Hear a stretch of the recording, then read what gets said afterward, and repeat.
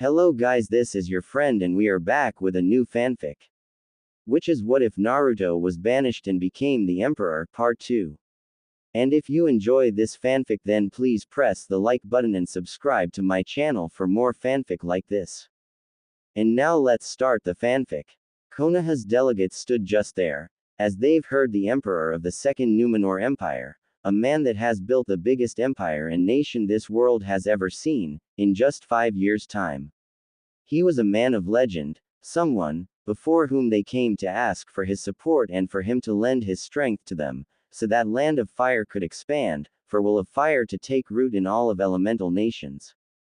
And after hearing that Naruto and his friends were actually in the empire, and have taken up the positions of power, hopes were lifted for Konoha, who had expected that they would help out their home, in hopes of returning there.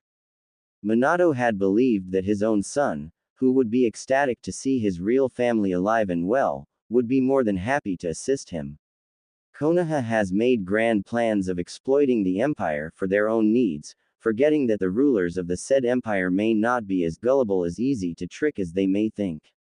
They had thought that the emperor will be on their side instantly, helping the noble and just cause of Konoha, assisting the legendary Yellow Flash and 4th Hokage in his trials.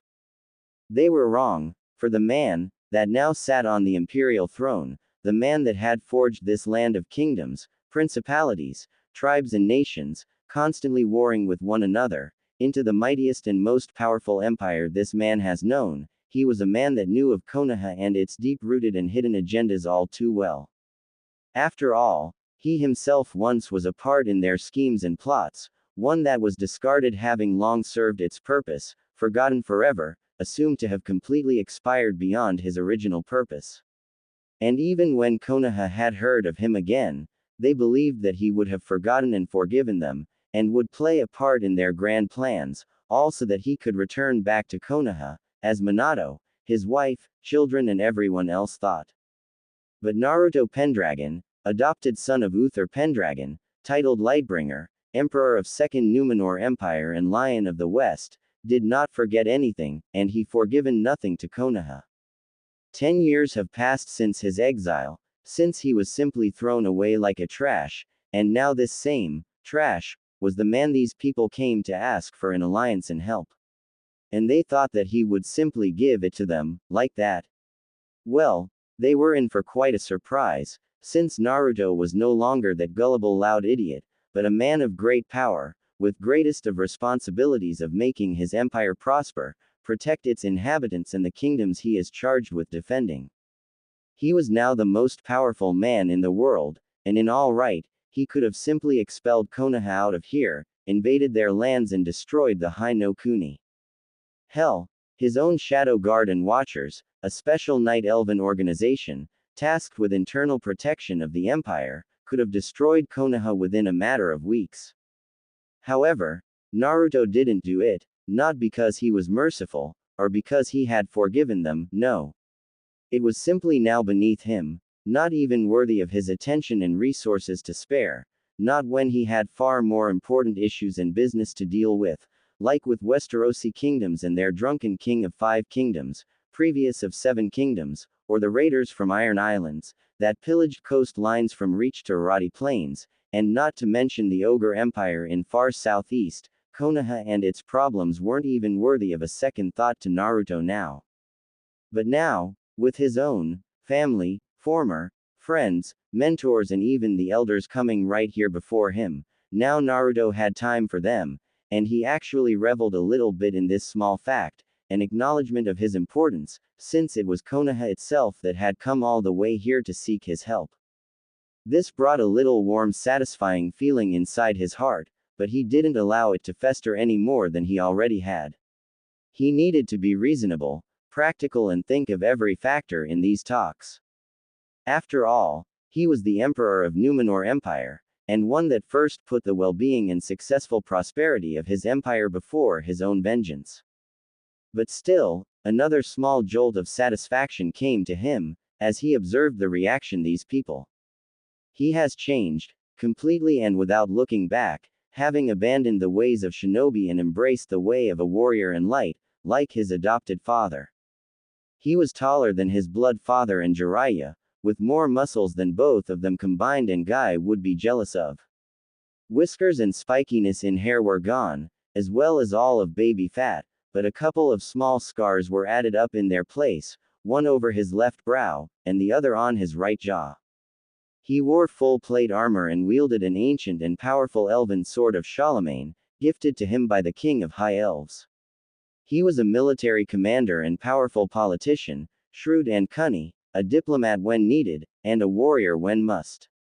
He no longer was that loud-mouthed genin who wanted to be a Hokage, for now he was the emperor. Konoha's delegates and shinobi all were looking at Naruto with various looks and emotions, ranging from utter shock and confusion by Minato, Kakashi, Jiraiya, Shikamaru, Asuma and Kurenai, with hopes and tears by Kushina, and the most prominent, envy, anger, jealousy and hatred by Sasuke, Menma, Narumi, Ino, Sakura, elders, Danzo and daimyo's officials. All of them did not expect to see someone whom they saw as the failure and expired instrument now become the one before whom they were forced to prostrate themselves. Many found it unbearable, while some seemed to think in their deluded minds that this was even better, like one Minato, who spoke in a hopeful manner. Naruto, my son, how much you have grown, and Minato, having heard Naruto address him as father, was filled with hopes that he would be successful in swaying his emperor son on his side, but he was wrong. Minato Namikaze, in case your eyes fail you, allow me to remind you that you stand in a presence of His Imperial Majesty, a person in status and power far outclassing all of you here. Hanabi didn't miss an opportunity to remind Konoha of their place. Unless you and the rest of your entourage to be educated in court's etiquette and tact, then you shall remember your position here. His Imperial Majesty, though have addressed you as father, merely acknowledges already a well-known and commonly known fact, that you are his blood parent, nothing more and less. Lady Hanabi speaks true, though since we are merciful, we will forgive this minor mistake. After all, it is our first meeting in 25 years now. Naruto simply said in powerful and authoritarian manner, catching a look of small shock in Minato's eyes, as well as some others. Back then, I was but a newly born child, left by you and your wife here in Konoha, for a cold-hearted and practical purpose, one that I had completed, and was disposed of. Sochi, please, you have to. Kushina had tried to talk, but she was suddenly pulled down to the ground by adamantine chains, much like her own, only these were even of greater power than hers, forcing her to bend before Naruto, denying her to look him in the eye. Kushina Namikaze, you have been given a clear warning of how to address His Imperial Majesty.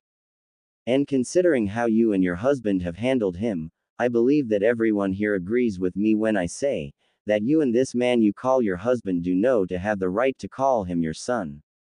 Kushina had recognized the voice, as she looked up and saw a beautiful, younger version of her mother, with red eyes, crimson hair and dressed in vibrant red and golden fully closed dress, with chains extending from her arm. And as a matter of a fact, you and your children here have no right of being called Uzumaki. Kushina paled at a shock, while her son wasn't going to listen to that slighting of him and his family. Who the hell do you think you are? We are the true Uzumaki, and you are nothing more than. Menma was about to say his piece, but he was suddenly silenced when his frame hit the floor, hard, as the magical powers pulled him downwards, casted by a young girl, a near-perfect copy of the Uzumaki head. Shut your mouth, runt. You address Lady Kaoru Uzumaki Uchiha, Lady of Kai and Kyotai, leader of Uzumaki clan, chosen by her people and the official representative of Uzumaki and Uchiha in Numenor. Address her with a proper respect, and if you slight her, I will personally make you regret you ever raising your voice against my lady mother. She said with clear hatred and spite towards Menma and Kushina. Your daughter's fierce loyalty and desire to protect your honor are an impressive sight to behold, Lady Kaoru. Semiramis complimented them, motioning them to stop, before she turned her attention back to Konoha's delegates. Lord Hokage, for your sakes, restrain your family members and the rest of your entourage from any further accidents. We are willing to listen to what you have to say and give thought to it, but our patience and benevolence are not infinite. Another such act of insult, and the ones who incurred it will suffer, as will you personally. Semiramis, much like her imperial husband, wasn't going to let Konoha just act like they were in charge here. Oh, of course, your imperial majesty. I ask for your forgiveness, and there will be no further incidents. Minato quickly gathered his own composure, as did most of the others, save for Sasuke, Kiba and Sakura, who kept glaring at him. If there won't be any slights like that, then you are free to state your business to us in our court. I may have missed the beginning, but I believe that you have come here to ask for something. Naruto noted out, as his put his sword on his right side, holding by the tip of the hilt. So, what message did Fire Daimyo instruct you to carry here? Our Lord Daimyo has sent us with a proposition to your Imperial Majesty. Koharu decided to speak in Minato's place, with Naruto and everyone else carefully listening. Our daimyo wishes to establish strong diplomatic ties with your empire, so that both of our countries could prosper and grow stronger from one another. My empire has been growing strong and prosperous ever since it has been established 5 years ago, without any aid or help from your country. Naruto noted out to the elder. And so far its growth in prosperity and power has been quite successful, and I see no need to alter an already successful and proven growth pattern.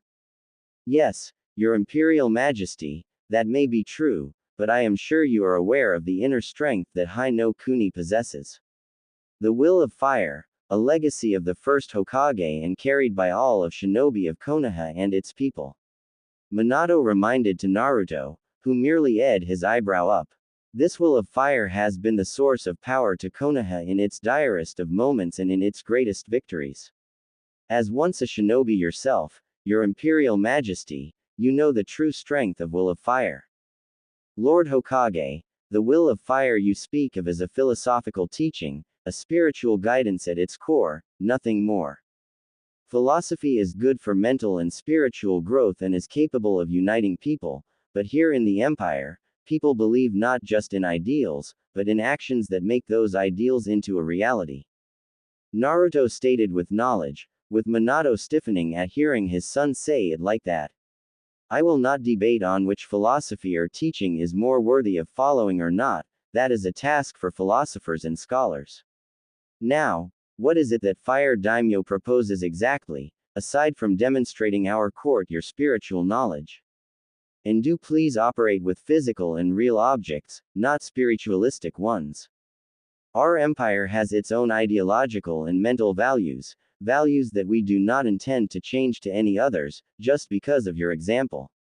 Semiramis noted out to them.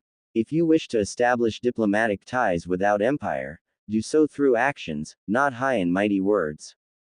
Daimyos of Odo, Iwa and Kumo, for an example, have proven themselves as valuable and trustworthy economic and trading partners through their actions. Hai no Kuni and Konoha would want to learn from their example. Semiramis contained a wish to laugh at the look of insult upon Konoha shinobi's faces, while ambassadors and guests from said countries smirked at them. Our daimyo wishes for an embassy to be established in your empire, as to have an official representation of Hai no Kuni's interests in your court. Elder Homura spoke up now. He also proposes for an alliance to be made between your empire and Hai no Kuni, an economic and military in nature. In exchange of your fleet and armies supporting our daimyo, you will have access to Konoha's shinobi to hire as your guards, assassins and assistants in various situations. Along with that, we are willing to trade our knowledge of elemental natures, chakra and jutsu as well. There are also other propositions and some details that need to be fulfilled, but I am sure that a man of your status needs not to bother with the minor details. Counselor Homura, in my experience, it is such minor details, as you have called them, that later cause most trouble and prove to be far more detrimental than the entire treaty is worth. Naruto sternly replied to her, with steel in his voice. My husband and I will want to hear it all now, everything that you want to offer to us, as well as details surrounding them, no matter how minor they are. Empress added up with a demand. Unless you have something to hide from us, you should have no trouble revealing it all to us. And along with that, I believe that you also have a documented version of the proposition of your daimyo. If you have it, please give it to High Lord Gabriel Windrunner. Gabriel understood what was needed of him, so he left his position and went to the officials of daimyo, picking up the treaty and already beginning to read it, as he went back. After a good several minutes of reading it, confusion on Gabriel's face has changed into mild irritation and then into a hidden anger, traces of which appeared upon his face. When he was done reading it all, he handed it over to Hanabi, surprising Naruto and Semiramis, before he spoke up, while Konoha awaited the response from the Empire's highest authority here, already expecting a success. Forgive me, your Imperial Majesties, but I cannot present to you the terms of Konoha's treaty, without using strong and inappropriate words, especially in presence of noble ladies, Her Imperial Majesty, and my wife. Gabriel explained himself, with Naruto and Semiramis understanding that Konoha's proposition was far more of a demand, instead of a proposition of friendship and trade, while Windrunner turned to face them. Delegates of Konoha, what exactly were you hoping to accomplish with those terms? Did you think that just because our empire is young it can be easily swayed by someone like you into doing your bidding for essentially nothing? By the tone, Gabriel was completely infuriated and for a good reason. Lady Hanabi, what is it that has infuriated Hand of the Emperor so much? What is written there? Semiramis asked of the head of diplomatic affairs, growing impatient herself with Naruto as well.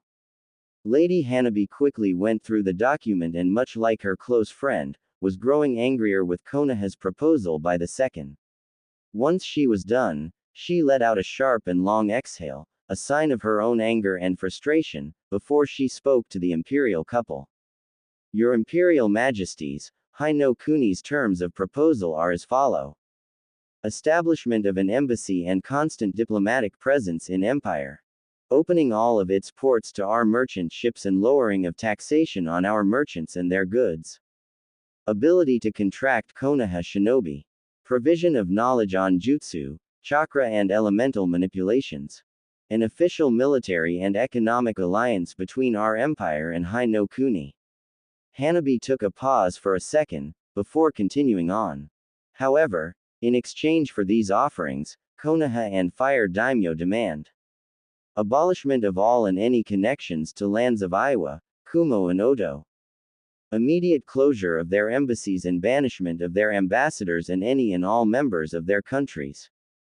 Seizure of humanitarian help for said lands and their complete redirection to High no Kuni to combat the effects of the Great Famine. 1/5 of our fleet is to be stationed in their territorial waters, for protection of their merchant and civilian fleet. 1/4 of our armed forces are to be deployed in elemental nations to guard its borders. Complete access to usage of our specialized forces, such as Shadow Guard, in Konoha's interests. Provision of our military and industrial technologies, as well as schematics and experts on building them. And immediate oath to assist Konoha and High no Kuni in case they go to war, be they the defendant or the aggressor. Hanabi could see how her husband understood what had infuriated her and Gabriel so much. These are the terms that Konoha and High no Kuni has given to us. Hanabi gave terms to her emperor and empress, with the court clearly hearing them all, and outrage broke out, as the court descended into fury and rage. Konoha's delegation suddenly found themselves as the objects of combined hatred and fury of the imperial court, as nobles of all races, ambassadors from elemental nations and other lands were scoffing and scowling at them. Minato and Kushina saw clear hatred and fury of the court at them, and did not understand what was so outrageous that they have proposed to them. These were the very same terms that Konoha had given to each and every other nation that had joined them, and even though some of them did refuse them, they eventually did see the power of Will of Fire and joined in. But here, imperial nobility, ambassadors and all others, they simply scoffed at them all and spoke out in outrage and fury towards them.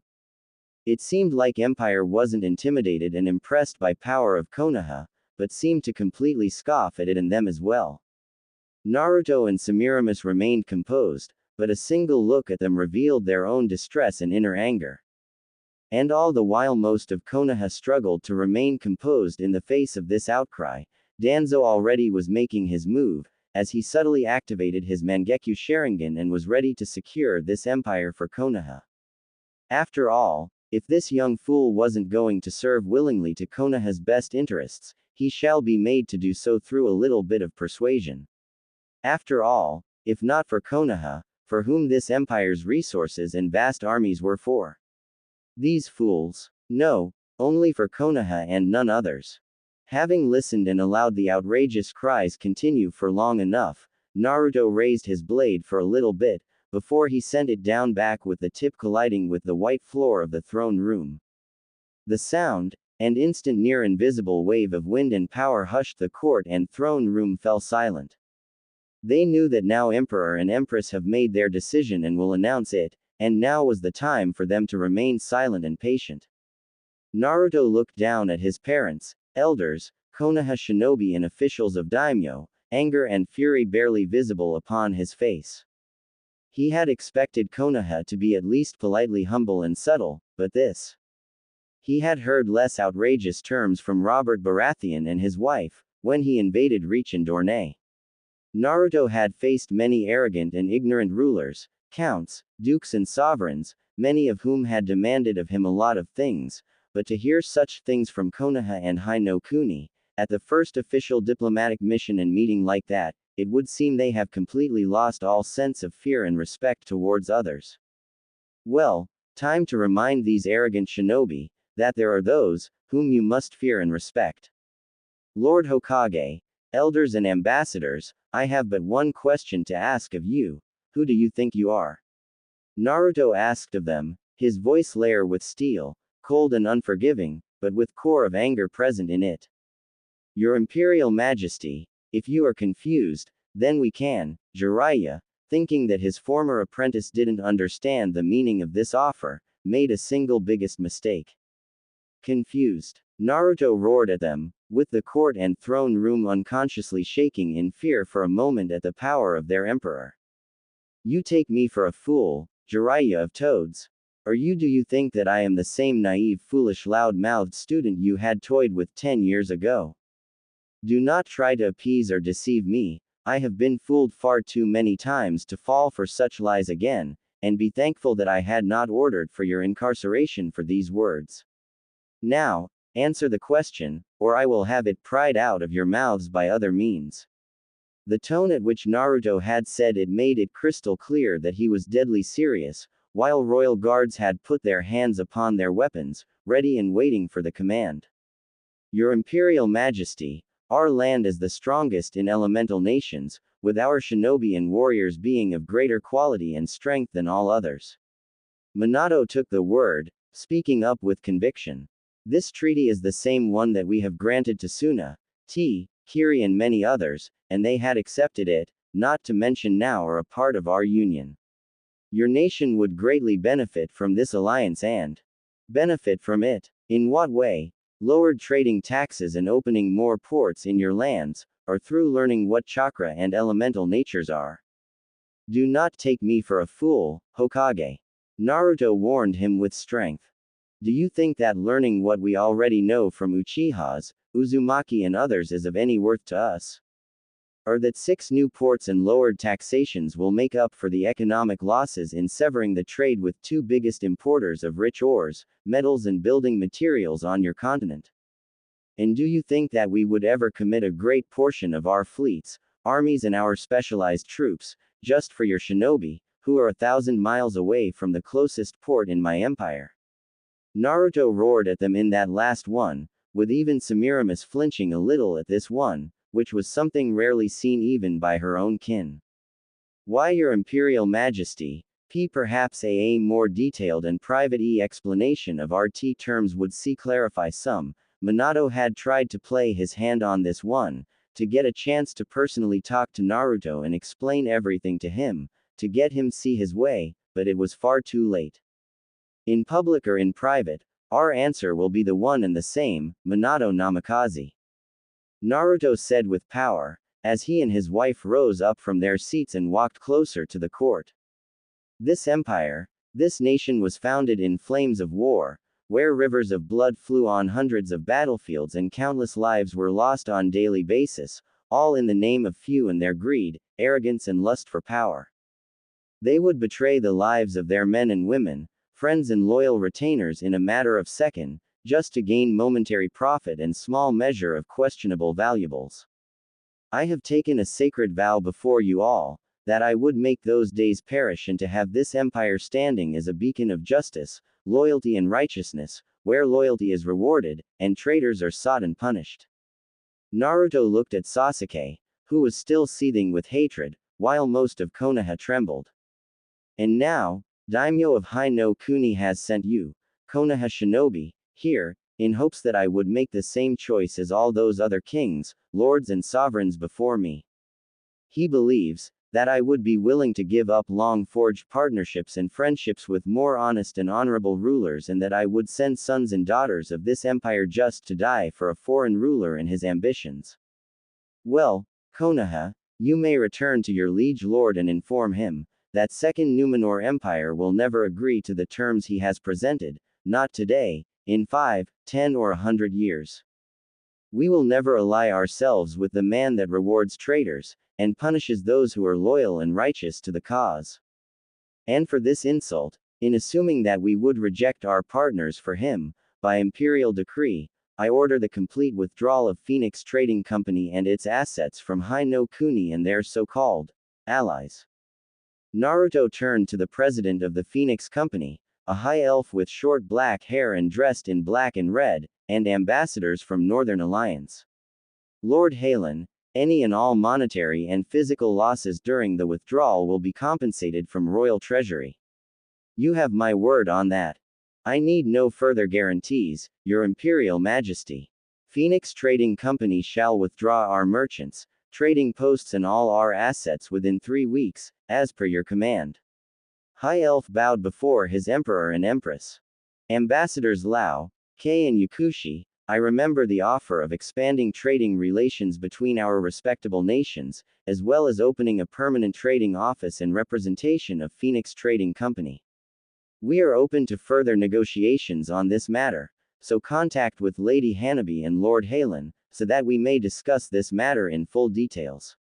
Naruto saw how the ambassadors beamed with success and bowed before the Emperor and Empress. Naruto, what the hell are you doing? Jiraiya, having had enough, decided that it was enough time for the politeness, and decided to make it personal. You would so openly forsake your home in times of need, and ally yourself with them. Don't you know that they are allies and minions of Orochimaru, and you would openly help them like that? This is an outrage, you. Sir Arthur Dane, Sir Alaric Redsun, take this man, gag him and escort him out of here. Old Toad Sage clearly has forgotten his place and needs to be reminded of it, so please be kind as to introduce him to Lady Maiev Shadowsong and her watchers, as well as the cells. 2 days within those confines should teach this man and serve as an example to his companions for what will happen, if they decide to insult my husband and our family without care. Semiramis commanded to the royal guards, with a tall man with 2 swords and full armor and a high elf, dressed in paladin armor and with a war hammer of dwarven work, turned around and bowed the Empress, before heading towards the man. Jiraiya had tried to resist the arrest, even trying to fight against the 2 royal guards, but they weren't chosen of the Emperor and Empress without a reason. A single spell of light from Alaric, and Jiraiya found his knees failing him and falling onto the ground, as special shackles closed up on his wrists and he was dragged out of the room, with Konoha's shinobi looking at this with an outrage, but also fear. As Jiraiya was out of the room and the royal guards quickly rejoined them, Naruto spoke up again. Another outrageous act upon your part, delegates, and fate of your companion will be a mercy compared to the next punishment. Naruto promised them, you and your guards are restricted to the port quarter and you will be under constant monitoring of watchers and city guards. Should you try and leave, you will be escorted back. Try a second time and you will be escorted into the gallows. Force your way, and you will leave the port quarter in a coffin. You will leave Numenor City in 4 days, with the next ship heading for Hai no Kuni. Now, be gone, your audience is over. Naruto commanded to them. I believe you should reconsider this rash decision, your Imperial Majesty. Danzo spoke in his usual manner, getting an eye contact with Naruto and using his Kotoamatsukami on him in that same instant. After all, you do care for the betterment of Konoha, Naruto Uzumaki, do you not? Danzo let out a small satisfied smile, knowing that this empire was as good as his now, with Naruto blinking a couple of times, as if something was in his eyes. Unfortunately for Danzo, he has greatly underestimated empire and its emperor, along with people that has surrounded himself with. While in Eastern continent, only select few could feel how a person casts a jutsu or genjutsu. In the West, magi, shinobi, watchers and many others have developed several supplementary techniques that allowed to sense out the casting of a spell, jutsu or a visual genjutsu of the highest caliber. What is on the East a hidden genjutsu technique, was like a thundering monastery bell for all of royal guards, noble lords and ladies, hidden watchers and shadow guards, along with emperor and empress, and their bodyguards. Royal guards immediately drew out their weapons, as the city guards in the throne room also took up the positions for a battle, shielding the court. Neji and Tenten instantly were at Empress and Emperor's sides, with Gabriel and Verisa already drawing out their weapons. Semiramis instantly understood what befell her husband and dispelled the genjutsu the second she sensed it, much to Danzo's shock, while all of Konoha was oblivious and didn't understand what was going on. Naruto, the second he felt the genjutsu lifted off him, looked in concerned eyes of Hanabi and Semiramis, nodding to his empress, signifying that he was well now. The next second, Naruto's furious voice thundered through the halls of palace. You insolent mongrels! You dare not only to insult me and my entire empire with this treaty, but you have the gall to use a genjutsu upon me to bend me to your will! Exclamation mark. Watchers, seize all of Konoha's delegates, have them shackled and thrown into the twilight cells. The next instant the entire delegation of Konoha was surrounded by Heian night elves, dressed in black armor, covering their body and faces, with black cloaks coming to the floor from their shoulder plates, already proceeding to shackle and seize shinobi of Konoha and its ambassadors. And have this war hawk and Sasuke Uchiha interrogated and searched with extreme prejudice, spare no expense or method to get to the truth of this matter. Inform Lady Maev and Anko Mitarashi, that they have full carte blanche on this. Danzo was struggling with the two night elves when they restrained him, but once shackles were placed on him and all of chakra was blocked off him.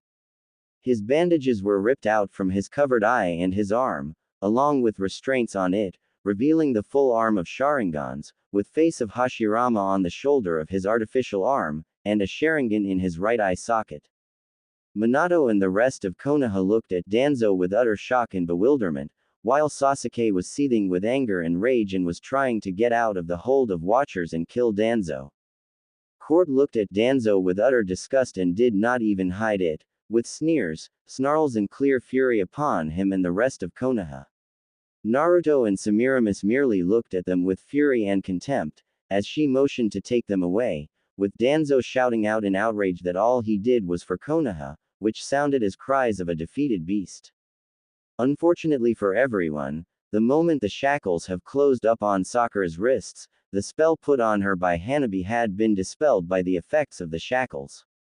And the moment that spell was lifted, Sakura shouted out loud. Naruto, you ungrateful bastard! You should have long been dead, and this place belongs to Sasuke-kun by his right of an elite, and you'll be kissing my feet before I bash your skull into nothing. This Empress, Hanabi, all of those bitches will service him. Only a shame that ugly fat bitch Hinata was dumb enough to die because of a worthless demon like you, and Sakura shouted out, as she was being dragged out of the throne room, until. Wait! Thundering voice of Naruto stopped the watchers and everyone in their track. Bring her here, Naruto commanded slowly and with power, with the watchers knowing who he wanted to see, and they dragged Sakura right before his feet, past the royal guards and put her on her knees before him, as Naruto's face and eyes, filled with utter fury, anger and rage, locked on the now shaking Pinkett. None dare to insult the imperial family, threaten them, and most importantly, no one dares to insult the memory of my beloved and get away from it without being punished. Naruto said with cold, barely contained fury, as he looked in the eyes of the watchers and gave a command. Cut her tongue out of her mouth and cauterize the wound without an anesthetic. Make her watch the interrogation of her beloved Sasuke Uchiha, and after that, make sure that neither her foul mouth, nor her hands are capable of spewing dirt upon others. Sakura paled as she heard her sentence, with one of the watchers promptly gauging her and getting her out of the place, with the rest of the lot. All of court and throne room fell silent for a moment, and none dared to speak against the emperor and his order. They knew that it was cruel, unethical even, but he was fully in his right, and it was not just a sentence for a foul-mouthed woman, no. This was a message, clear as crystal diamond and more powerful than simple words. Naruto was a ruler, a powerful emperor, and one that really did good for his people, having once made Eriador great again, greater than ever before. However, while his heart is kind and intentions are benevolent towards his friends and subjects, to those that seek to undermine his people, exploit his kindness and smirch his and Numenor's name with dirt, he'll be vengeful and merciless.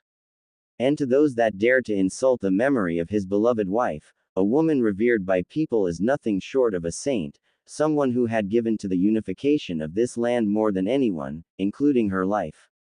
Even to this day, after over 5 years now, Naruto still could not forget his beloved Hinata, nor forgive himself for not being there with her. He will forever feel that way, until the day that he reunited with her in the next life or the afterlife.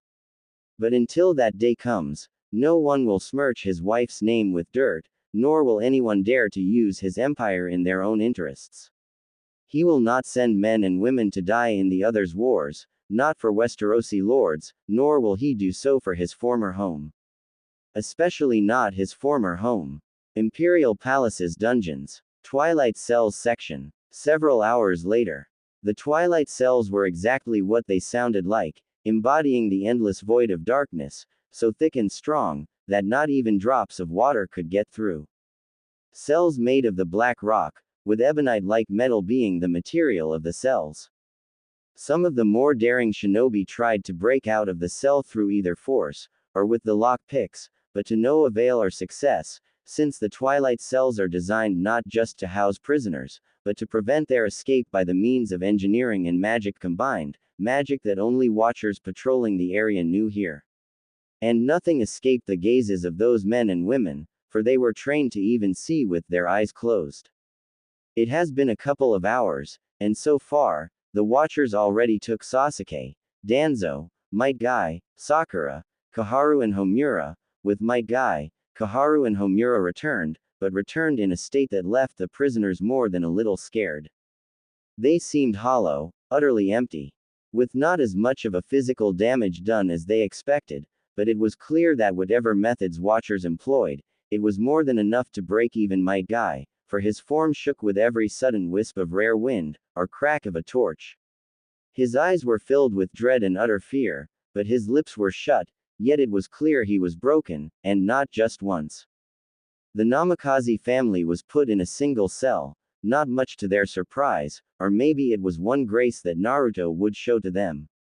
The cell was clearly made for several prisoners, so there was enough space for them all, but there was no way for them to speak with the other shinobi of Konoha.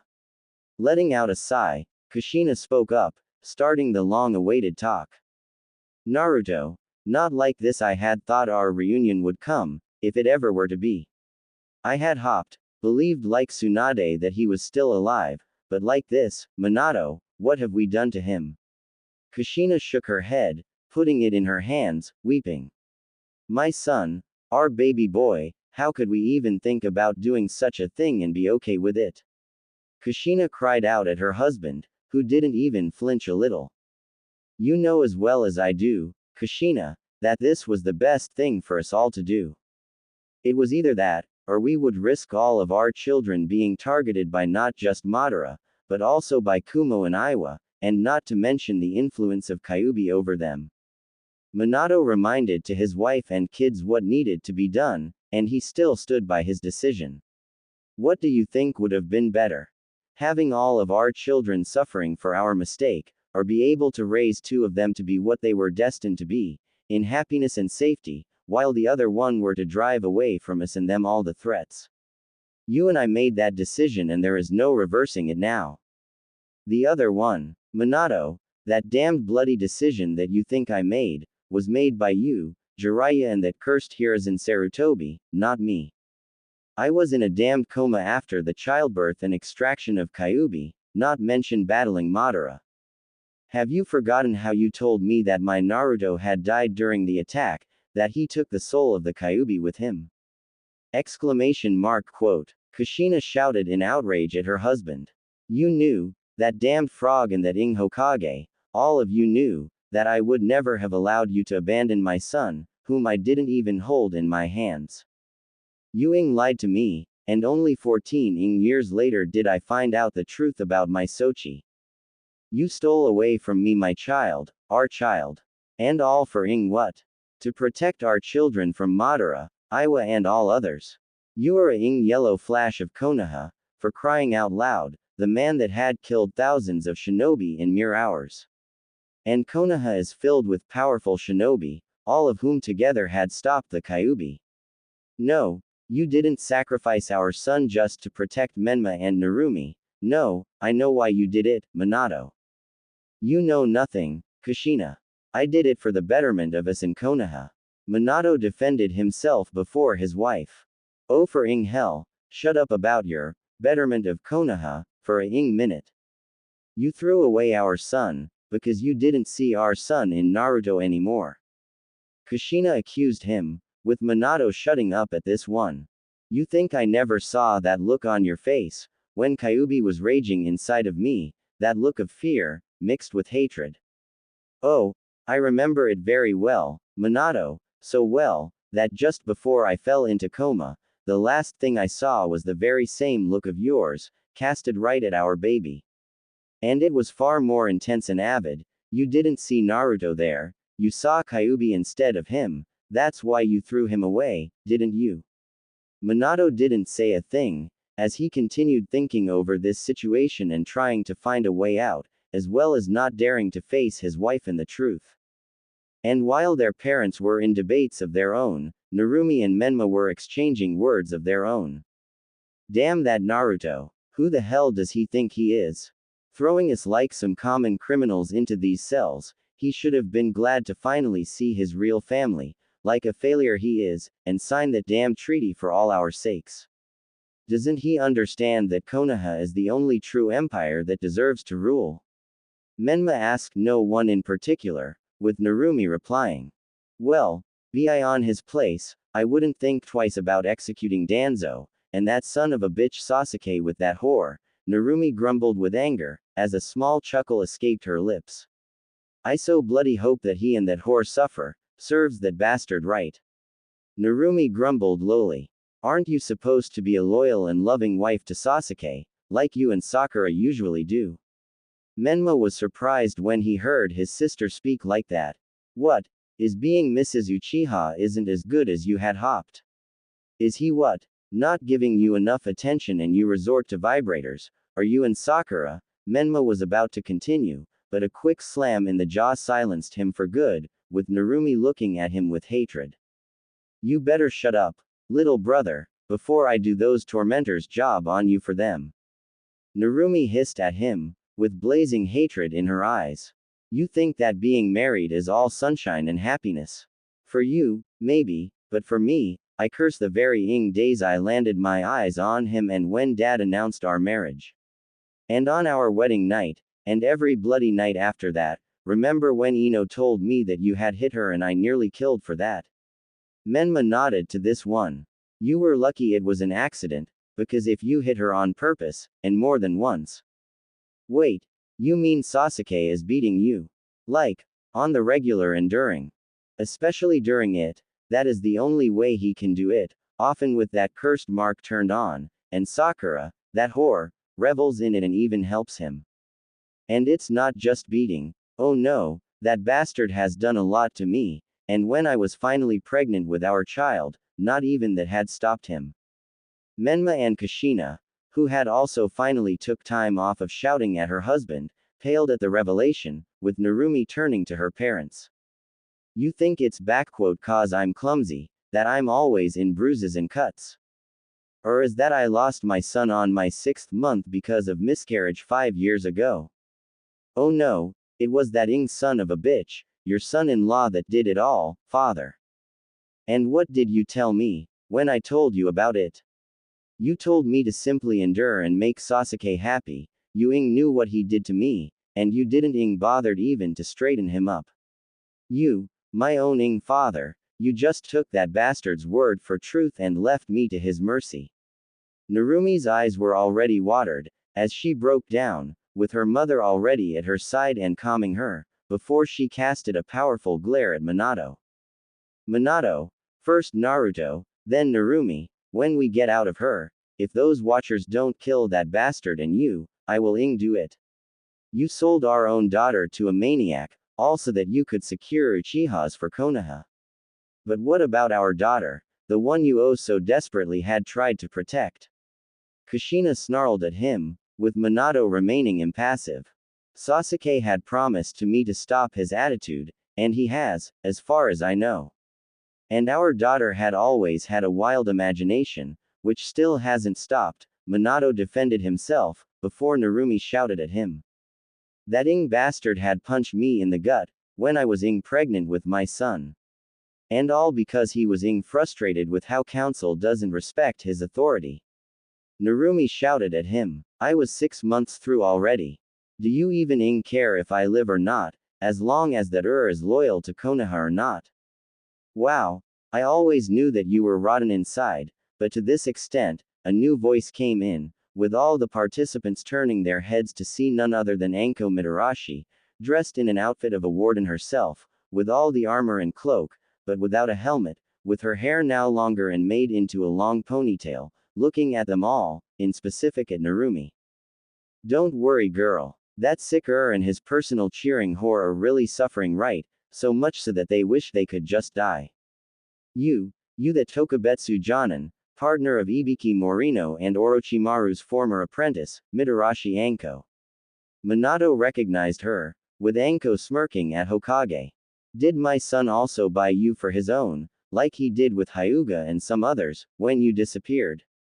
Bought me. I was happy to get out of that hellhole, as were all the others, after you returned.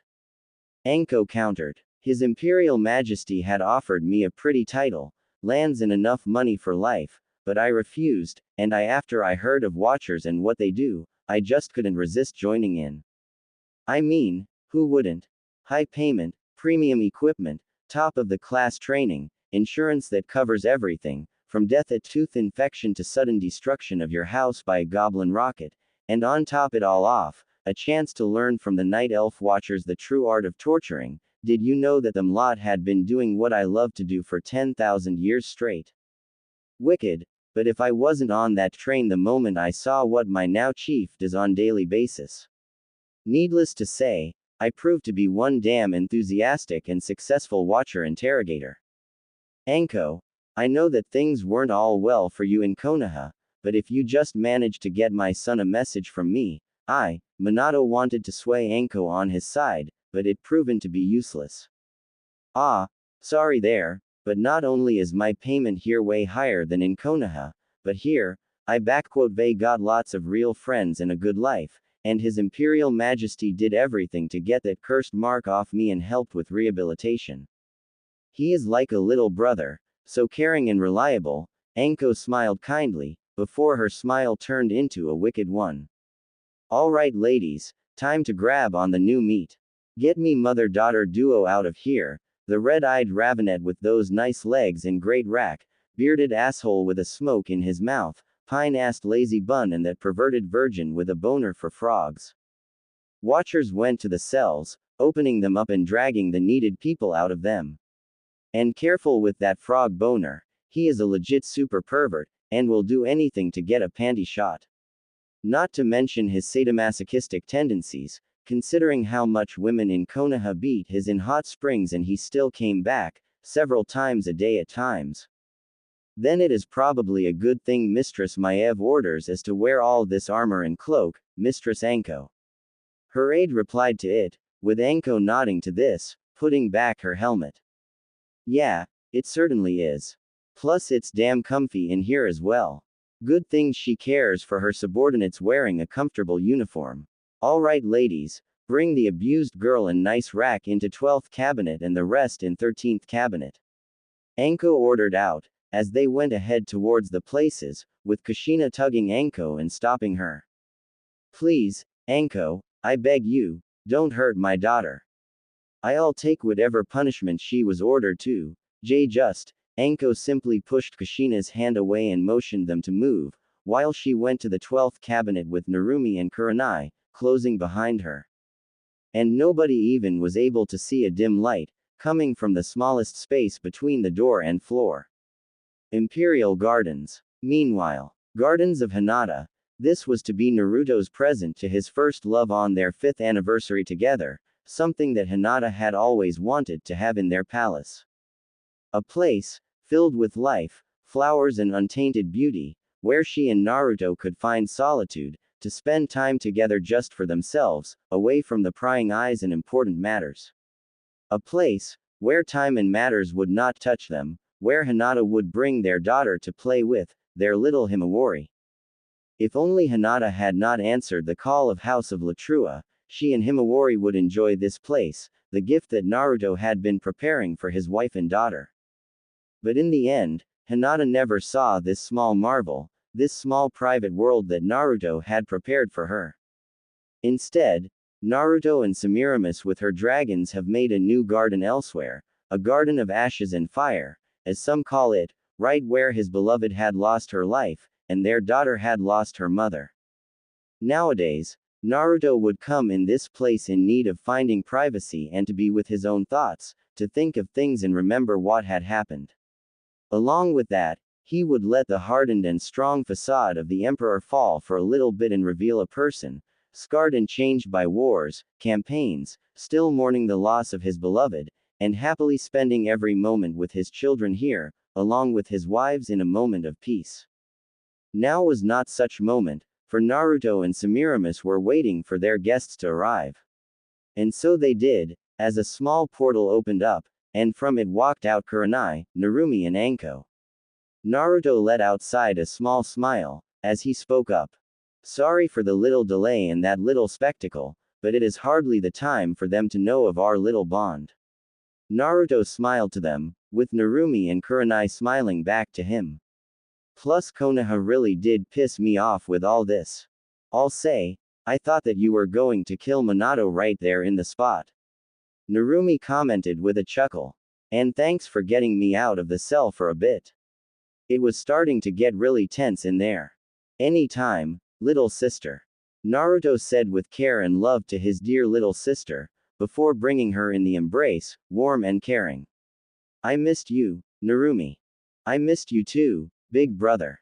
Narumi allowed her own facade to fall down and her true nature came out, as she answered to her brother's embrace with her own, with tears of happiness falling down having reunited with her beloved sibling. For most, seeing an emperor hugging a daughter of 4th Hokage and his wife, a container for Kyuubi and a wife to his former rival from the times now ignored and forgotten by many, would have been something of a shock. But to Narumi Namikaze, this was a meeting she was longing for a long time, as it has been over a year since she talked with Naruto in person, and this waiting was hard for her. Especially considering in the fact that Narumi was not like her family and Konoha in a simple, yet completely defying aspect of her character. Narumi, since her childhood, was always one of those children with the curiosity and the need to ask the age-old question, what is right and what was wrong. Growing up in a seemingly loving and caring environment, she and her brother were shaped up by their father to make both of them able to control Kyuubi's power, as well as being loyal and loving towards their homeland, Konoha. Control over Kyuubi, loyalty to family and Konoha, expanding over the natural talents and gifts that they received. Those were the main cornerstones in their upbringing. And while Menma took to it all like a fish to the water, Narumi was always more curious and interested in details, so she questioned all that her mind could grasp. Initially, it was seen as a positive thing by her father and mother, a child eager to learn more from her parents. And Minato with Kushina did try to answer it all, but before long, Narumi began to ask questions about first the Kyuubi, why was it imprisoned and why it was evil, which led Minato to talking about her and Kyuubi's importance to Konoha and world peace.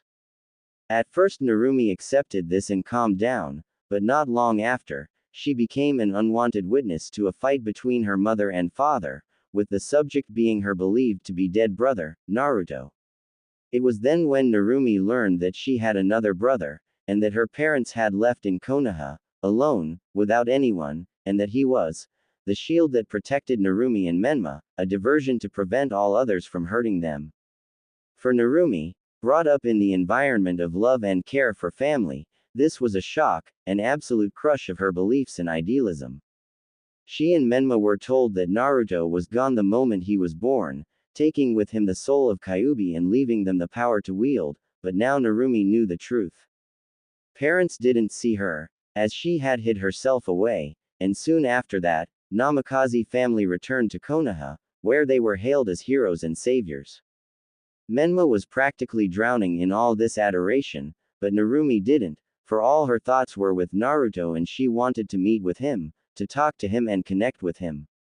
But it was all too late, as he was banished, like a discarded kunai, having served his purpose and now useless, with her mother and father accepting it as something normal, and Menma scoffing at Naruto's memory. But to Narumi, this was another crush of ideals and the reveal of the duplicity and hypocrisy of her family and Konoha. She hid all her growing hatred and away and made sure to not show it outright, but she no longer saw her family with the bright colors as before. Her father was a hypocrite, determined to see Konoha on top with Narumi and Menma serving that purpose, ignoring the fact of his betrayal of his own blood. Her mother, who had so fervently and ferociously defended Naruto and spoke about the injustice done to her and him, did nothing to change it all and still remained with Minato, being a loyal and faithful wife to him and still being on his side. And Konoha, Narumi didn't see the ideal place to live in, but a cesspool of betrayal, arrogance and hypocrisy, among which few of those that were truly loyal to true will of fire remained and from whom she learned of what kind of person her brother was. Kind, loyal, brave, headstrong and with a heart so great, that not even the mistreatment of this village could break him, ready to do everything for his village and friends. It wasn't long until Narumi grew to first respect, and then admire her brother. Over years, Narumi only grew in hatred and disgust with Konoha, hiding it away, and she had sought out to get close to her brother's former teammates, hoping that they were still loyal to him as he was to them. Narumi couldn't have been more wrong and she now cursed them and herself for falling in love with Sasuke, being his wife and enduring 8 years of beatings, mistreatment, rape, and even loss of a child, when Minato had dismissed it all and told Narumi to simply keep on the appearances. That was when Narumi understood that to her father, she wasn't as much of a daughter as she was a product for his plans, with Menma not seeing it. And when she had tried to tell her mother the truth of what had happened, Kushina simply said to her child that she was overreacting and that it was normal for Narumi to be feverish, and that Sasuke loved and cared about her.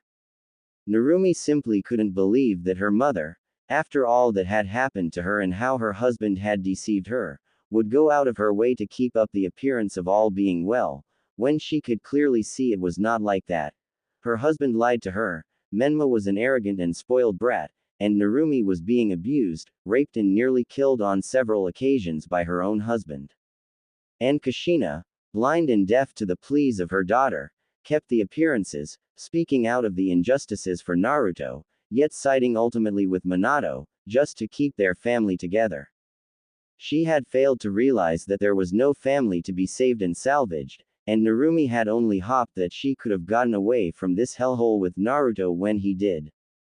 And suddenly, 3 years ago, just a month after her miscarriage, Kurenai Yuahi had approached her and told Narumi that there were still some people that saw the injustice and corruption towards Naruto and how rotten fourth Hokage was, and even if they were hidden away, they were there, with Kurenai being one of them, and they had someone very powerful who supported them from shadows.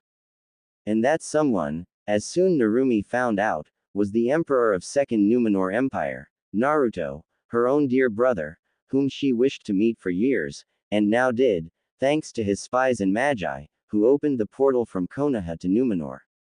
Their first meeting was at first awkward and strange, but as they spoke, Narumi and Naruto grew closer as true brother and sister, with Narumi finding comfort in someone who supported her truly. He had confessed to her that for years his spies and agents watched the situation in Konoha and also kept an eye out for her and that he knew well of her and what had happened to her. Naruto had offered her and some others a way out of Konoha and into his empire, where they could build their lives and live in peace, away from the lies and hypocrisy of Konoha and dangers of shinobi life. The offer was so tempting for Narumi and Kurenai, but they refused, still holding on to some hope for Konoha, loyal to a fault to it, but also because, with their positions so close to power, they decided to inform Naruto of the plans of Konoha. They knew that as an emperor, he watched at Konoha with a careful and threatened even eye, and he wanted to make sure that Konoha would not become a threat to Numenor Empire. Narumi and Kurenai understood it well and respected it, and so they stayed, becoming his ears and eyes in Konoha for 3 years, still in contact and loyal to Naruto, but growing more and more disillusioned and hopeless for Konoha as years had gone by. Especially hard they were for Narumi, with Sasuke's raping and beatings growing more and more violent. And even Narumi had grown to endure it. She soon sought to break away from this circle of hatred, violent hypocrisy, with Kurenai agreeing with her, as her life with Asuma didn't prove to be good for her at all, with her own husband being a duplicitous person on several layers, and only her daughter Mirai and an iron will practically keeping her from becoming the same kind of miserable person as Kushina. But now, both young women were at an end of their endurance and hoped to get out of their personal hell. And they truly held faith that Naruto would help them. As Naruto and Narumi separated, he nodded to Kurenai with a smile, as he spoke up to them. Hope the Watchers weren't too eager in their work. Maiev is a very much capable leader of them, but even I sometimes find her dedication to justice and work to be obsessive, at times. Naruto let out a sigh, as he offered his sister and his friend seats on the benches, which they took, with him and Semiramis sitting down together on the other one. So, Narumi, Kurenai, what was it that you wished to discuss with me in person? Your message said that it was urgent. And from what my independent sources from Konoha told us, there doesn't appear to be any indication of threat from Konoha and Hai no Kuni to Empire and its interests, so this must be something personal. Semiramis noted out, with Narumi and Kurenai looking at Semiramis with surprise, hearing of this for the first time. You have your own spies in Konoha? Narumi asked of her curious, with Semiramis simply nodding at this one. I thought that Naruto only had those of Shadow Guard working there, but he mentioned nothing of your spies there, sister. Narumi, Kurenai, I hope that you do not take any offense to this revelation. The truth of the matter is that Black Dragonflight has its spies all over the world, including the elemental nations, and they were there for ages, long before the man you called God of Shinobi had founded Konoha. Naruto only learned of it after we married, but he kept quiet for me. Semiramis explained to the women. Other dragon flights may be reactionary in nature, but the blacks prefer to prevent catastrophes from happening when there is only seed of it taking root. I learned that lesson well, when my father's madness nearly cost me and my brothers and sisters their sanity and lives. Please do not think that I do not trust humans and other races. I do, and Naruto is most certainly one of a kind husband, but younger races, as I've learned, have a tendency to self-destruction, which I find to be disturbing. When you think about it, we do have it in us. Narumi didn't argue with a far superior in wisdom and experience creature. Anyway, what we wanted to talk about, Naruto, that offer, the one you made to me and Kurenai 3 years ago, Does it still stand? Naruto and Semiramis exchanged the looks between each other, before Naruto spoke up, voice as strong and determined as ever. It does, for both of you. Both of the women sighed in relief, with Naruto continuing. I know that you hate to hear this, but I did warn you that you wouldn't be able to do it for long. Especially considering what Asuma and Sasuke really were. Can't blame your sister for trying to repay to you for not being there for you when you needed it most. Narumi argued in her favor, with Naruto shaking his head at this one. She is right, Naruto. Both she and I didn't do anything to help you when we knew we could, and Kurenai had tried to support Narumi, but Naruto stopped them in their tracks. Neither of you hold no debt or any blame for what had happened to me. I know full well who are to blame for what had transpired with me and whom not to, and I do not hold any ill against those that didn't stand up to them. Naruto simply stated to them with full seriousness. And I won't hear any more of your guilt and reasoning. I am getting you out of Konoha for good, and since you now want it, that just makes it a bit easier to do, especially with a blunder that Konoha had just made in here. I know for a fact that it wasn't father's idea to use that genjutsu on you. All he and others had wanted was to get on your and others' good side and make you sway the emperor on Konoha's side. Narumi informed Naruto and Semiramis. It could have been Sasuke, sure, but after what I and others saw with Danzo. That genjutsu was Danzo's handwork, Koto Amatsukami of Shisui Uchiha. Suddenly, from the trees appeared a royal guard, wearing a lighter variant of their armor, with a white katana at his side, with his face being closed by helmet, which muffled his voice a bit. Over 17 years ago, Danzo had orchestrated the destruction of Clan Uchiha, having manipulated Third Hokage and Council into isolating them and provoking them into a rebellion. All of that was so that he could gain the Sharingan and Mangekyo Sharingan, one of which he placed in his right eye socket. His Imperial Majesty was well informed of this for a long time, and I have warned him of the possibility of Danzo using Koto Amatsukami on him. To which my dear wife and Empress, along with all of my Imperial Royal Guards, were most ready. Naruto noted out to them all. Still, I did expect that the moment Minato and others hear about me and my friends being here, odds would be in favor of them manipulating me to their favor. Wouldn't be the first time someone had tried that card on me, and I suspect it won't be the last. Anyway, Anko, what measures have been taken with Danzo? Lady Maev had ordered a complete suppression upon his chakra, surgical removal of that arm and the Sharingan in his eye. After that, he was subjected to our usual program of interrogation and questioning, the usual stuff. Anko replied simply to her emperor. From what the interrogators found out, that arm was transplanted to him with the help of Orochimaru, in order for Danzo to control some strange visual jutsu of Sharingan, which could grant him an immortality of sorts. Izanagi, a genjutsu casted upon oneself at the cost of the casting eye. It rewrites the laws of reality for a limited time, allowing for a person to live after being killed. The guard informed Naruto and Semiramis, as well as others. It is a forbidden among Uchiha's jutsu, among both the eastern and western clans. There are even special punishments for usage of this jutsu, as it is capable of easily corrupting with the illusions of invincibility its users. However, what Danzo has done, there is only one punishment for his crimes and what he had attempted today, and that is death. Semiramis said with strength and no compromises in her voice, turning to Anko. Is Danzo being interrogated still? Yup. By Lady Maev herself in attendance, and it seems like old Sneaky Snake has a lot of secrets to reveal to us, and he isn't through yet. He did try to use some suicidal fuinjutsu to take himself and half the palace with him when we first brought him to question, but good thing that Kaoru had allowed a couple of her people in the Watchers, so the crisis was averted.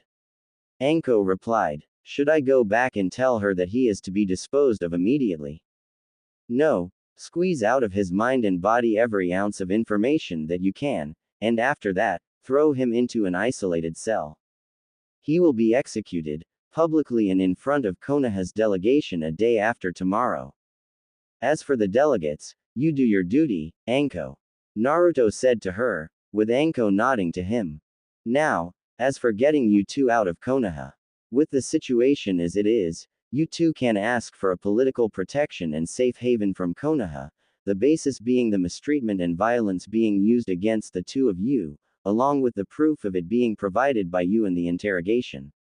With those at hand, Konoha and Hai no Kuni won't be able to pressure me or Numenor Empire into giving you back, and with what Danzo pulled out here, they should consider themselves lucky with getting out of this hellhole so easily.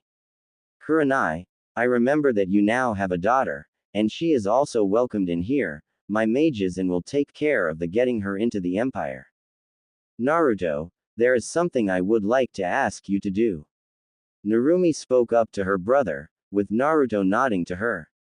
Please, extend this offer to our mother as well. Naruto widened his eyes at this one, but said nothing, as he rose up and slowly paced a little, not turning his head to face his sister and others.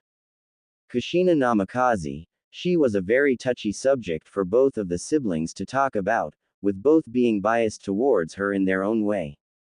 Naruto, much like with Minato, did not believe that she really even cared about his existence, while Narumi had always tried to prove to him that he was wrong in that belief. True, Naruto's views had changed somewhat about Kushina towards better, but he wasn't very much longing for a reunion with her, nor was he impressed with how she had handled the situation with him and what had happened to Narumi. When Naruto had found out about what happened to Narumi from his agents, it was one of the few moments when he had snapped from his simple observation of Konoha and made a move to teach Sasuke a lesson. The next time Sasuke had left the village for a month-long mission, a fully armed company of shadow guards, led by now-present royal guard, had waited for him and captured him. How easy it was to make up a simple A-rank solo mission, to lure Sasuke Uchiha out of Konoha's reach and make him pay. Naruto was not present, but he made sure that his orders were carried out with a complete precision, with Sasuke being left without ability to ever conceive another child, weakened to the point being at the level of a simple chunin, and the curse mark now acting more like a slowly growing cancer, only well hidden away and spreading through his body, until Sasuke's all body wasn't infected by it and then destroyed. It wouldn't be long now, miracles of magic and secrets learned from Orochimaru assure it. None knew what had happened with Sasuke, but when he returned, it was clear that he was no longer the mighty Uchiha elite that he was once, though none had dared to speak otherwise. And no one knew that Sasuke Uchiha was already a walking dead man, aside from Naruto. Naruto stopped pacing around and looked at the small patch of flowers in front of him, until he spoke up. You and I have discussed this more than once, Narumi, and you know my opinion about this subject. Naruto said in a cold and somewhat distant voice. She had said many things in my defense, but while her mouth said one thing, her actions spoke otherwise. She knew that I was alive for 2 years before I was banished, and she could have come to me back then, but did not. She could have left Minato and live a life of her own after all that he has done, but didn't. She heard all the rumors and stories about your mistreatment by Sasuke, especially from you, and what she did. Naruto said with strength and fire in his eyes. Narumi, I can understand your desire to help your mother, but after all that had happened, do you really think that she deserves this mercy? Naruto, I know how much you despise and even hate, I can understand that too. But you also need to understand that for her, our family is all that she has left. Narumi argued with him. She had lost her own clan, most of her friends, and much more. Our father was there for her and with her for decades, and she had raised me and Menma, all in hopes of having something that she had lost, family. And to keep that family alive, she would go to any lengths. The family that she so wishes to have and protect has long fallen apart, and she knows it. Naruto argued back to his sister. Menma, arrogant brat that abuses his position of a hero, with Ino and that second wife of his indulging him. Minato, with his world conquest plans as well as prophecies of the toads, believing he is to be a messiah for all, who ignores all morals and laws of men for his own ambitions. And then there is you, Narumi, She isn't concerned with saving and protecting her family, as she is obsessed with preserving this fickle illusion of perfection she had built in her mind, that all is well and won't break it. And even though she had heard what you said back in the cell, do you really think that she will do anything to protect you? Naruto asked of his sister, surprising her. All of our cameras are outfitted with listening and observing spells, making sure to prevent escapes from being plotted. Semiramis answered on the silent question for her husband, before turning to face her husband herself. Naruto, my love, I know and understand your resentment towards your mother, and I had faced the same, as you know. And while my mother had refused to listen to reason, her madness was assured by my father and his powers. I think that your mother may yet be redeemed. She was honest and sincere in her desire to be with you and in protecting you, and while her actions may speak otherwise, deep down she must understand that her current life can't very well continue for long. I do not know why she still keeps on the appearances, but I do know that there are those people, that in acts of desperation and to preserve even a ghostly appearance of their well-being, they will go so far as to ignore even the obvious. They are so desperate, that are unable to see that this illusion has become their own torment, and will not see the ways out of that twisted circle, unless someone shows it to them directly. You know that, do you not, my love? Naruto, I do not ask you to forgive and accept her, but, for the sake of your sister and for me, please. Semiramis knew that her husband may have his moments of rashness and fury, but even he can be swayed when need be, and she knew how to do so. Naruto looked at his wife for a few long moments, before turning away from them for a bit and thinking to himself about it all. As much as he may have despised Kushina, he could not ignore the reasoning of his sister and wife. In desperation, people will wear whatever mask to hide away their scars and to protect themselves from the harsh and cruel reality. He himself has done so for years in Konoha, and Kushina appeared to be the same way, only even worse in her case, considering that Minato was possibly the only close person ever to her, with her family also being all that she had for herself. Even though she had suffered so much cruelty, deceit and more, Naruto wouldn't pass it his father to influence her through their connection, as well as her own desperation for making things right for her family, or the majority of it. After all, sacrificing him did secure Narumi and Menma, from a practical point of view. Still, Kushina's desire to ignore all the wrong in front of her and dismiss it was troubling, but was he not the same way? He was, but what she did with Narumi, it was something that he could not ever ignore nor forgive, for hurting his sister like that, by letting her delusions take over her mind like that. He won't forgive her so easily, nor will he ever forget, but, maybe. Letting out a sigh, Naruto turned back them and spoke up. Anko, arrange for Narumi and Kushina a time alone in one of the cabinets in dungeons. Anko nodded to him, with Naruto turning to his sister. Break the news to her. Tell her that if she really wants to, she can stay here, in Numenor. However, should she use her position to help out Hino Kuni or Konoha in any way, I will not be merciful towards her, not after all that had happened. Explain it to her, sister, because I don't think that I am yet ready to speak with her, without hurting her. Narumi smiled to Naruto and nodded to him. Itachi, please escort our guests to a dining room. I imagine that they did not have their supper. Itachi nodded to Naruto and led Narumi and Kurenai through the gardens, while Anko teleported back into the twilight cells, with Naruto sitting back on the bench with his wife, shaking his head. You knew exactly what to say to me, just to make me think, didn't you? Naruto looked at his smiling wife, who merely shrugged at the suggestion, but did not lose her smile one bit. Well, it is my duty as your wife to sometimes rain wisdom and mercy upon you, my love. And with how stubborn you can be at times, it is no wonder that I require additional help with you. Semiramis joked a little, with Naruto chuckling a little at that one. Naruto, you know that it is only for the better to give Kushina a chance, let her see that there is life without Minato and Menma, without desperation and half-insane denial. A life without a mask, the one that you had always wanted for yourself. I know, Semiramis. But, sometimes the masks grow onto your skins and become inseparable from your real face. I remember how badly it was with me, when Uther just took me in. Naruto sighed as he remembered, before he turned to look in his wife's eyes. Tell me, why did you side with Narumi this time? When I first told you of how she acted, you were almost furious enough to turn back in your dragon form and go to Konoha and have words with her, but now. Let it be known, that I do admit that I am prone of letting lose my temper, at times. Semiramis admitted, though with the smallest of blushes.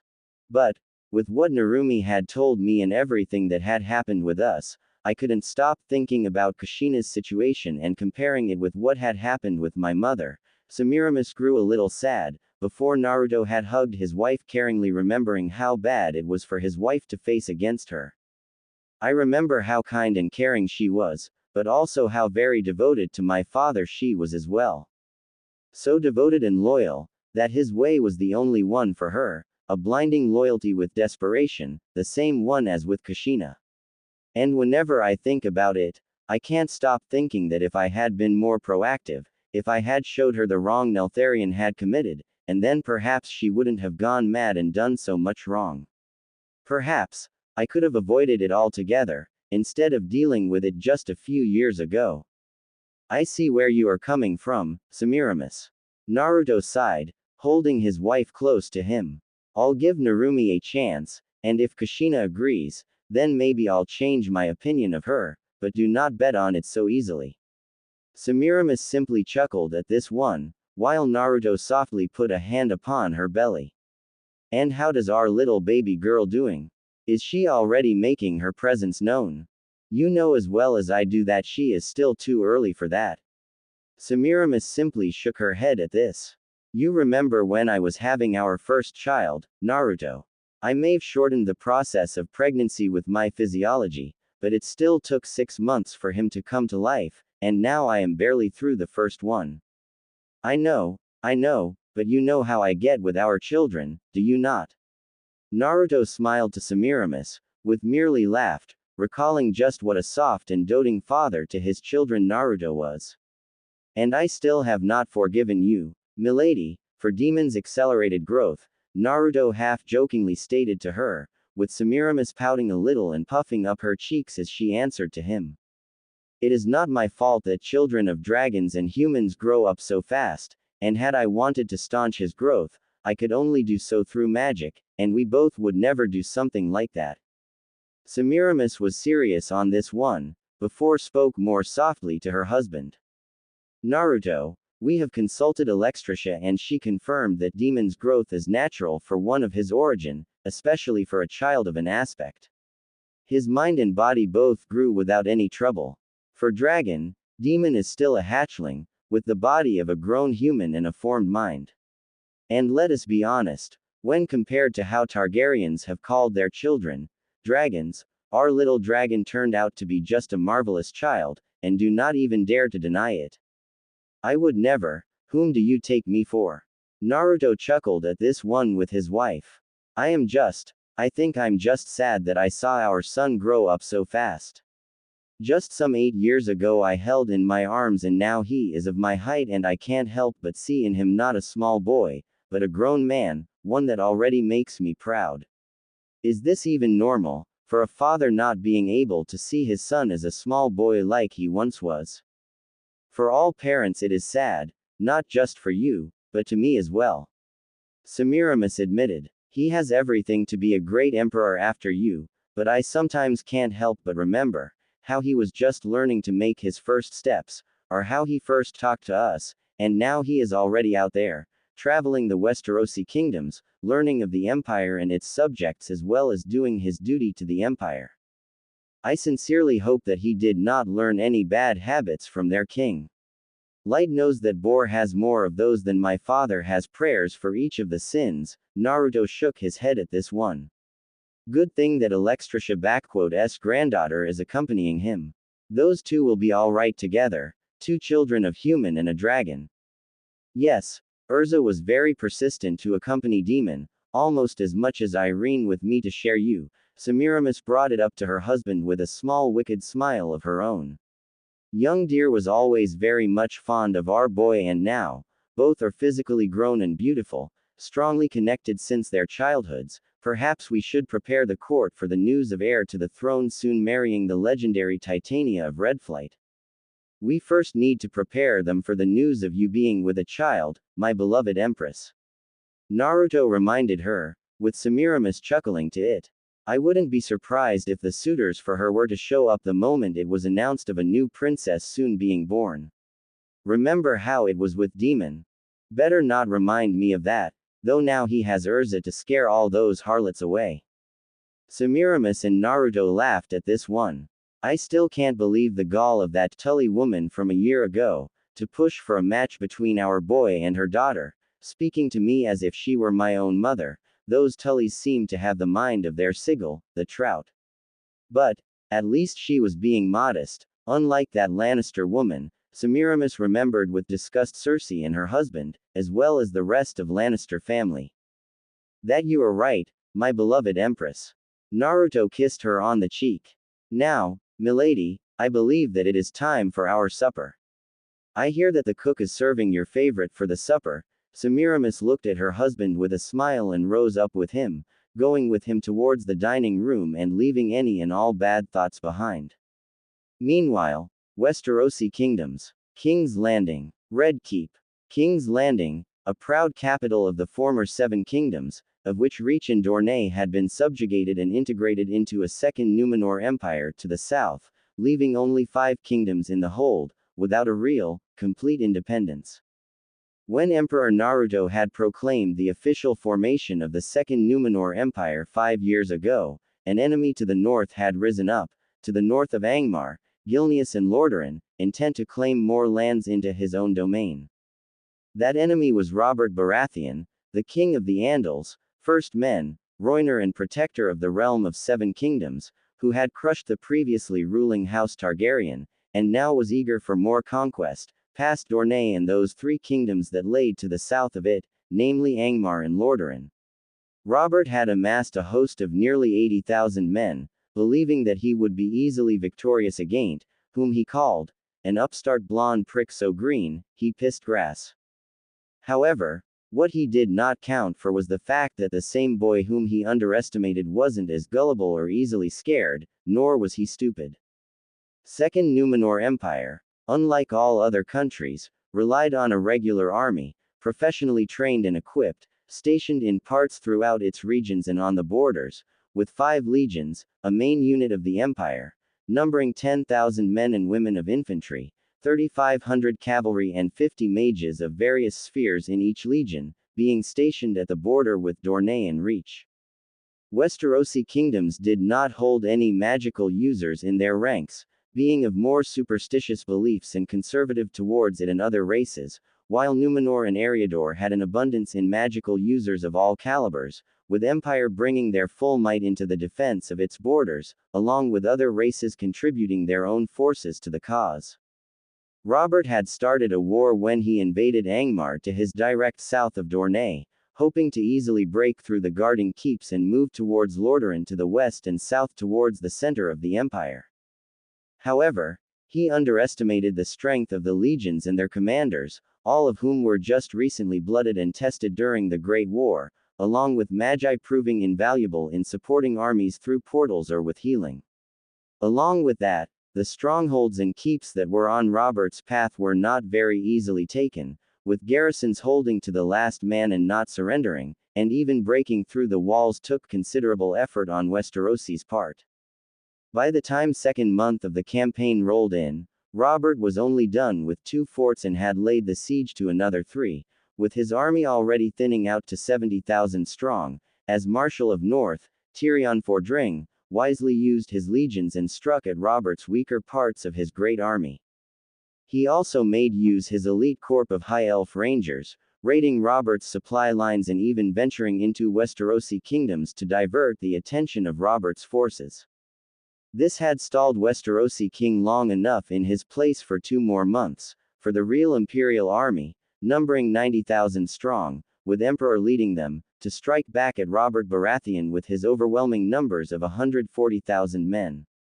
The Battle of Ironfield was the second major defeat that Robert Baratheon had suffered, but it would prove to be a decisive one for him, as his army had been broken apart and destroyed by superior forces. Naruto himself had faced off against King Robert, who by then was already a near obese man, and defeated him in single combat, but did not kill. Casualties for Naruto's forces were around 6,000 dead and 9,000 wounded, while Robert Baratheon had lost 57,000 men dead and another 10 as captives. After that crushing defeat, Reach and Dorne both rebelled against King Robert Baratheon, the former because House Tyrell saw the power of the empire and wished to be spared from the wrath of Emperor, while the latter with House Martell was eager to avenge the deaths of Elia Martell and her children. Naruto accepted both of the kingdoms into the fold of his empire, but on his own terms, which were actually well received by Tyrells and Martells. In the following 7 months, Naruto had systematically eliminated Robert's ability to raise another powerful army against him, having taken Stormlands and Westerlands, before he laid siege and took King's Landing. The city was considered to be strong enough to withstand an army the size of 100,000 at full garrison and additional forces in it, and Robert had amassed 30,000 strong in there, while Naruto only brought 55, seemingly not enough to take the city, while the rest of his forces already were taking Riverrun and moving to Vale of the Errands. However, with him were 600 magi and 500 cannons, dwarven marvels of siege warfare, freshly transported with a full division of dwarf specialists knowing how to use them. For 5 hours those cannons and magi pummeled the landing's walls and its defenders, until King Robert hadn't decided to bring the fight to Naruto and rode out with 2/3 of his forces towards him, hoping to crush them while they were of fewer numbers, but instead of doing that, they were absolutely obliterated by the might of magi and artillery, before being finished off by Naruto's army. After that, and having been convinced by his retainers, wife in his hand, Robert sought the peace and capitulated. Naruto was considerably merciful to the invader. Reach and Dorne were integrated into the Second Numenor Empire. Westerosi kingdoms were to pay 20 million golden dragons, their main currency, and to become client states of Second Numenor Empire, with Naruto now being the Lord Protector of 5 kingdoms. A merciful outcome, which nonetheless had plunged now 5 kingdoms into an absolute hellhole of an economic crisis, making them completely dependent on the trade and relations with Empire itself, while Reach and Dorne saw a great rise in prosperity, wealth and influence as subjects to Emperor. This had caused tensions between the Westerosi kingdom's ruling dynasty and Second Numenor Empire, but the lesson was well learned and remembered, and the fact that if another war were to happen with them, they would be crushed, was not ignored.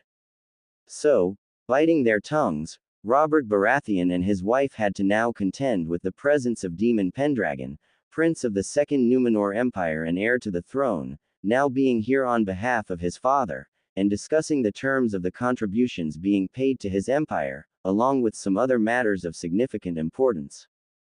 Demon, though just 8 years of old in time, was in physical sense, fully grown and having reached his physical adulthood at age of 5. He stood at the same as his father's height, possessing messy and spiky black hair and golden eyes, a face of his father, strong build and dressed in black with gold. He wore a black and gold coat over a white shirt, with pants and boots being made in similar fashion, with a sword with black handle being attached to his left side. Though he was young, as a demi-dragon, he was educated, smart and not so easily swayed to any side, possessing the will and clarity of mind, both of which were gifts of his mother and father.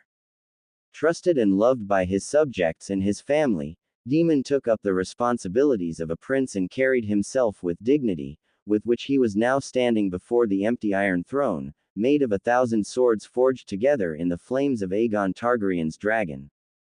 At his side stood a beautiful young woman of his own age, with long red hair, black eyes and dressed in plate armor with a blue skirt. She was Demon's closest friend, companion and, if his parents were to allow, his wife to be, Urza Belsarion, stepdaughter to the Emperor through his third consort, Irene Belsarion, a red dragon and a daughter of Alexstrasza. Daemon and Urza heard the steps behind them and turned, seeing Cersei Lannister and her eldest son, Joffrey Baratheon, approaching them. Even though it was not the first time they saw each other, it still surprised Daemon how smug and arrogant the Lannisters carried themselves, along with how incredibly alike Joffrey looked with his uncle. Almost as if Joffrey was his son instead of Robert's. Your Imperial Highness, Lady Urza, you weren't expected to arrive. Cersei spoke to them, with a bow from her and her companions, with Daemon and Urza nodding to them. What brings a young man like you in King's Landing, especially not informing with a prior notice? Certain things that need clarification, Your Grace. Daemon spoke with strength and resolve, not being the least intimidated by her. As you are well aware, since Westerosi kingdoms are the official client state of Second Numenor Empire, your realm is charged with paying war reparations, payment of which has come to a halt.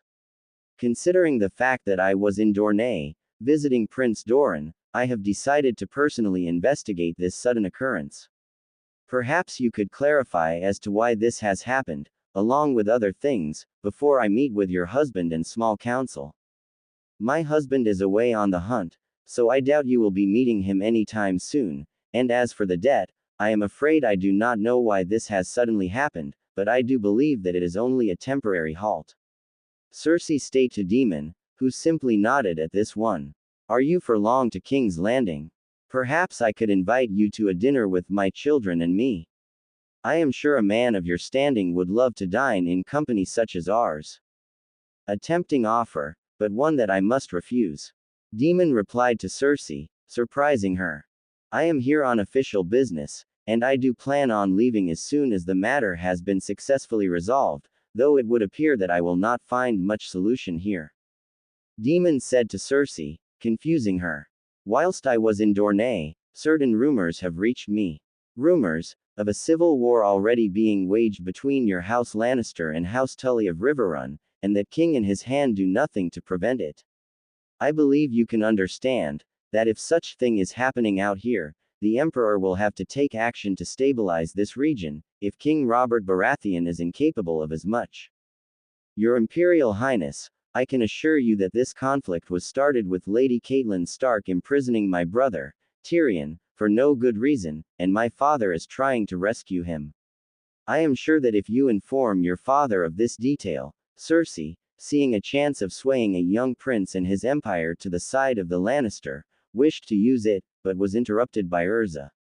And what about Hand of the King being attacked by your twin brother in broad daylight? I understand that your younger brother has been abducted by his wife, but still, to commit such a capital crime and get away with it. Had it been Hand of the Emperor attacked in such a manner, the attacker would lose his head within an hour, regardless of his status. Urza noted out, with Joffrey taking turn to speak. Who gave you, a peasant girl, the right to speak here? Joffrey arrogantly asked of her, with Urza not being the least intimidated. Do you even know who we are, girl? And as for that fool Stark being attacked, he brought it upon himself, by covering up for his bitch wife and denying my uncle to comply with the wishes of his superior. Your companion seems to be in need of learning some lessons of courtesy, Your Imperial Highness. To address us in such a manner is quite normal, considering that in status she is equal to me, being a recognized member of Imperial family and de facto, higher than you in status. Daemon reminded, as he turned to face Joffrey. And you should properly educate your own son in matters of courtesy. With such a mouth and manner of speaking, he would not make a popular king. Ignoring the pitiful glare that Joffrey had sent him, Daemon turned back towards Cersei. Now, if nothing else. Actually, Prince Daemon, there is actually something that I would like to talk to you, if you have a moment. Daemon decided to listen to what Cersei had to say. I believe you have already heard rumors that my eldest son is already betrothed to Sansa Stark of Winterfell, daughter of Ned Stark. Yes, I have heard about it. If you recall, 2 years ago, during the Tournament of Unification, there were talks about uniting the houses of Pendragon and Baratheon through a marriage, between your parents and my husband with my father. Cersei reminded him. While your parents in public had dismissed our proposal, it is still achievable. I can assure that if you convince your father to a match between your sister, Lady Rhys Belsarion, and my son, Prince Joffrey, the crown and Lannisters will not forget your kindness, and as you know, Lannisters always pay their debts, and such a debt will be in no need of payment, because there will be a freezing cold day in Dorne before I bring this proposal before my father. Daemon stated, with strength and resolve, surprising Cersei and Joffrey. Your Grace, if you think that I do not know what Game of Thrones is, you are sadly mistaken, and I am also very well aware that your house and father have nothing that could sway me. And I have no desire to be a part of your court games. My business here is clear and straight, and I intend to carry it through and be on my way out of here. Your Imperial Highness, the small council has assembled and is waiting for you. A servant has informed Daemon and Urza, as he came in. Good. Time to settle this matter as well as some others. Your Grace, Prince. Daemon simply nodded to them as he and Urza were on their way to the chambers of the small council. What an arrogant inhuman bastard, how dares he to talk to us like he is the king here? Joffrey nearly shouted. He and his bitch sister should be happy that I would even consider her as a match instead of that foolish Stark girl. Don't worry my lion, soon enough, he will come to see our way. Cersei assured him. His father may call himself a lion of the west and his mother is a queen of the black dragons, but he is not a full dragon, and he is a very long way from home. A lone prince, with just that little red horde to protect him, with hundreds of our swords, and 1,000 miles away from any loyal to him servants and his father, soon enough, he'll have to reconsider his decisions. The enormous crowd of people has amassed at one of the main central places of Numenor City, citizens, travelers, soldiers, merchants, priests and more. All of them had come in here to witness the justice being done and to bear witness to a foul schemer that had tried to manipulate their beloved emperor, and now was to face the executioner's blade. Rumors of what had happened in the imperial palace had spread like dragon fire in a stormy wind, and in a matter of a day, half the empire knew what had happened, along with greatly exaggerated versions. Some of the subjects of the emperor and empress even sent their official representatives to see what had happened, like Gilneas with their renowned hero, Darius Crowley, and Dalaran with their archmage Modena, along with already present representatives from all over the empire. All of them were situated at the special gallery, shared by some of the members of imperial family, Emperor Naruto himself, Emperor's Hand Gabriel and his wife Varisa, Hanabi Pendragon with her father Hiashi Hyuga, and a good portion of the imperial court. Near Naruto personally stood Neji, as always at his side, Narumi, Kurenai, with her daughter enjoying the company of the empress, Kaoru Uzumaki and finally, his own mother, Kushina Uzumaki, joined to her son and daughter and standing firmly by their side, with her mind fully set and decision made, for the first time fully in 15 long years. Her talk with Narumi and Kaoru had not been a pleasant one, but it did reveal to them all many things, and let Kushina be herself once again. Flashback. Yesterday. Restricted interrogation room of Twilight section of prison. Narumi was sitting in the chair at the table, with her aunt and head of clan Uzumaki, Kaoru Uzumaki, right at her left side. The two women of Uzumaki origin knew of each other well, thanks to Naruto and his help to reconnect Narumi with the real Uzumaki clan and its true traditions and ways. Though it had taken some time and persuasion, Kaoru herself has come to see in Narumi not just Kushina's child, a child of a traitor, but a true Uzumaki and a member of her own family, even a daughter of her own at times. Kaoru had always wanted Narumi to completely let go of the elemental nations, to come fully into the West and live there, offering her a place at her side and within her family, but until yesterday, Narumi had refused, doing her duty for Naruto. Fortunately enough, Narumi was now fully ready to be a part of the real Uzumaki clan, which had brought great joy to her aunt, but when she asked her for help and explained the nature of that help, Kaoru immediately grew skeptical and doubtful. When Clan Uzumaki had migrated to the west, they were greeted by someone they least expected, Clan Uchiha of the West, who had offered them part of their own lands, help and resources to start all over, anew. Before long, Clan Uzumaki, though just half of its original numbers, has settled in and thrived in relative safety and with the alliance with Clan Uchiha of the West, and Kaoru's father had managed to solidify that alliance by marrying Kaoru to Makoto Uchiha, a match that had proven to be a happy one for both them and the clans. For decades clans had thrived together, fending off against the aggressors from the east and against the Ironborn raiders from the north. Until Naruto came, for Kaoru, to see her own sister's son, to hear his tale and what had happened to him, was a great shock.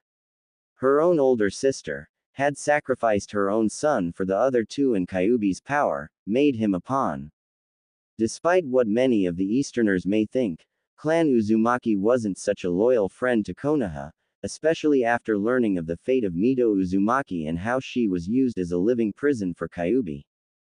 They had helped with founding of Konoha, were among its founding clans, but instead of respect and honor, they received only horse shit, and their members only were later used as the tools for Konoha and its ambitions. Gradually, as Konoha fought and dragged Uzumaki through one war after another, the trust and friendship had soured to the point that Uzumaki were ready to break away from Konoha completely, and would have done so, had Kiri, Iwa and Kumo not attacked them in force, right after Konoha had received the next host for Kyuubi in form of Kushina. Shingen Uzumaki, father of Kaoru and Kushina and a head of Uzumaki clan, figured that Konoha was already done with them and decided to wipe them out through the hands of their enemies. Needless to say, they failed and Uzumaki had been able to get away, but at a great cost. Kaoru, as well as all of Uzumaki and Uchiha, hated Konoha with passion, but it was nor hatred that brought them to Naruto as his allies and later most loyal subjects. It was his will, inner strength and resolve to unite this land into one, a passion that burned hotter than flames of dragons. Kaoru and Makoto had pledged their clans and forces to Naruto and his cause, and when he did, uniting this land under one banner and one rule, and Uzumaki with Uchiha continue their loyal service to him. And while Kaoru had seen Naruto as nothing short of her own son, Kushina was an entirely different matter to her, as she despised and even hated her own older sister, and after Kaoru had heard of what had happened to Narumi, head of the Uzumaki, really wished that Sasuke Uchiha was killed off, preferably by her. But still, despite everything that had happened, Narumi wanted to have her mother here with her and she managed to enlist Kaoru to convince her. Kaoru did not want any part in this, but after some talk with Narumi and later on Naruto, she agreed. She wasn't a fan of her sister, that is for sure, but she agreed with Naruto's conditions for Kushina's stay in here. Door inside opened up and Anko walked through with two watchers, who led Kushina, chained up and looking ragged up, but generally okay. It was a secured mystery, what watchers used in their interrogations and how they could break people, and their victims could never tell what was done to them. Kushina had already been interrogated, with healers working their magic on her to heal it, though the memories of the interrogation did remain within her. As Anko and watchers left the room, but not before putting a key on the table, near Kaoru. After that, Kushina looked at her daughter, well and dressed nicely, as well as her sister, before she spoke up. Narumi, are you alright? Your father and we haven't heard a thing about you since they took you away. We were worried and had thought. Kushina looked at the both for a moment, before Narumi spoke up. I am alright, mother. Better than I had been for the past 8 years. Narumi offered her mother a seat, which Kushina accepted, though confused at her words. You should know that yesterday I and Kurenai were taken to see Naruto. He has spoken to you. Have you told him that we had nothing to do with it, that Minato? Kushina was already going into a ramble, before Kaoru shut her. Be quiet, sister, because what we have to say to you is more important to you than you can even think. Kaoru stated to her with coldness. You and your husband may not know it, but His Imperial Majesty has been keeping a very close eye on what has been going on in the East, especially in Konoha. And yes, It was he who had granted home and bright future to those that your husband saw as enemies within his village's walls. And he has extended the same offer to Kurenai Yuahi with her child, and to my niece Narumi here. Kushina looked shocked when she heard this, and she looked at her daughter in shock. Narumi, please tell me that you didn't. I have accepted it, mother. Narumi confirmed Kushina's worst fear. Naruto, my real brother, he had offered me a place in here over 2 years ago, and at first me and Kurenai had not accepted it, but now, after years and years of torment and being a pawn in father's hands, I have had it, mom. Brutal beatings, endless missions, constant danger for life, loveless marriage, being a sacrifice to keep at bay the monster. I can't go on like that any longer. Narumi, what are you saying? I know that what Sasuke had done to you was horrible, and I understand you would want a divorce, but your father and I have calmed down and talked about it all, and we believe that you should first wait and consider it all with us. And not only that, you have sworn yourself to Konoha and no Uzumaki had forsaken Konoha, and you are its shinobi. Not to mention, what about Menma, father, and me? Would you really abandon your real family? No, this isn't right, this isn't you. It must be Naruto, trying to separate us and, Kushina was already starting ramble at a half-crazed pace, before Narumi, having heard enough, rose up and slapped her mother, hard, grabbing her by shoulders and making her look her in the eye. Mother, do you even hear what you are saying? Just yesterday, you were ready to tear out my father's throat for what he had done with Naruto, and now, what in bloody hell is wrong with you? Exclamation mark. Just 1 minute you are acting like a real Uzumaki should've, and now you are a damned father's fangirl, ready to stand up on your legs like a loyal dog. Narumi shouted at her in shock, with Kushina looking at her in similar shock. Hell, you act just like when you had heard me tell you what that bastard Uchiha had done to me, when back in the cell. What is wrong with you, mother? And nothing is wrong with me, Narumi. I am well, and Naruto is wrong. He is trying to divide us, when he should be helping our family and his father, and not do all this. And Kushina continued to ramble on like half crazy, with Narumi looking at her with fear and shock. Kaoru also listened to it all, and the more she heard Kushina speak, the more she began to suspect that something else was also in play here. Being an Uzumaki and having married to head of Uchiha, Kaoru had learned to easily suspect and discover the subterfuge, lies and manipulations. And now her inner sense was telling her that Kushina wasn't in the clearest state of mind. Or, more appropriately, she is not using her own mind right now. Rising up from her seat, she instantly placed a paralyzing seal upon Kushina, stopping her in track, before walked behind her and lifted up her red hair, looking at her neck. What Kaoru saw there made her blood boil, as she spoke up with hatred. That bastard Minato, of course I should have known that something like that was in play here, Kaoru said with hatred, surprising Narumi. Narumi, come here, dear. There is the answer to the madness that befell my sister. Narumi came in and looked at what Kaoru saw there. Is that a memory alteration seal? Narumi looked at the small seal, which Narumi was able to identify as one, having studied those with Kushina and her father. But it looks strangely altered and different, like it was made for a different purpose, and it seems to have been made rashly. Correct, my dear. This isn't a memory alteration seal, but rather an enslavement seal, a modified and more advanced version of the former seal, developed by one of Uzumaki clan. The seal itself was deemed to be too dangerous and forsaken from usage, but some among us know of it, and I suspect that Kushina knew of it as well and told Minato of it. Kaoru told Narumi. This seal acts directly upon the person's mind, completely nullifying its will and carefully implanting into them a mindset of a completely submissive and controlled person. With this thing on, you can make a person think and believe everything you want, but there is a downside to it. The seal is not permanent and the will of the user will eventually overcome the seal's programming, releasing a person from the control, and if Kushina was anything like she used to be in the past, then it doesn't surprise me that this seal is looking like it is.